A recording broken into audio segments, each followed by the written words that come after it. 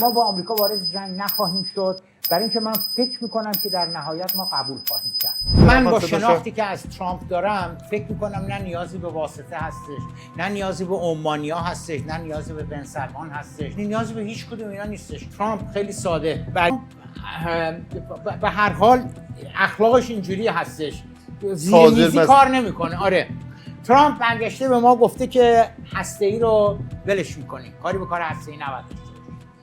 موشکاتون هم 400 500 کیلومتر 300 کیلومتر بیشتر نباید برد داشته باشه. نیابتیان هم که خدا زد در رو داغونشون کرد، به نیابتیان دیگه کاری نباید داشته باشه. نیابتیان فقط 8 شعبی مونده دیگه، اونها دیگه که در رو داغون شدن اینا. بعدم ترامپ میگه که این اصلا نیازی به مذاکره نداره.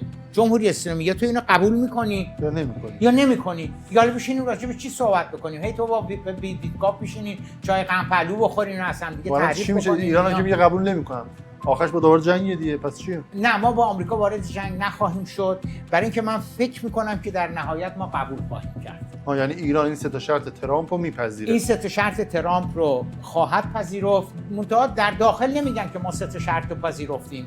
ترامپ هم اینقدر عقلش میرسه که نیاد هو بکنه جمهوری اسلامی. یعنی پشت پرده میپذیره، ولی من فکر میکنم که آره ما کوتاه خواهیم آمد. ما کوتاه خواهیم آمد برای اینکه خیلی وضع داخلیمون ناحق و ناجور هستش.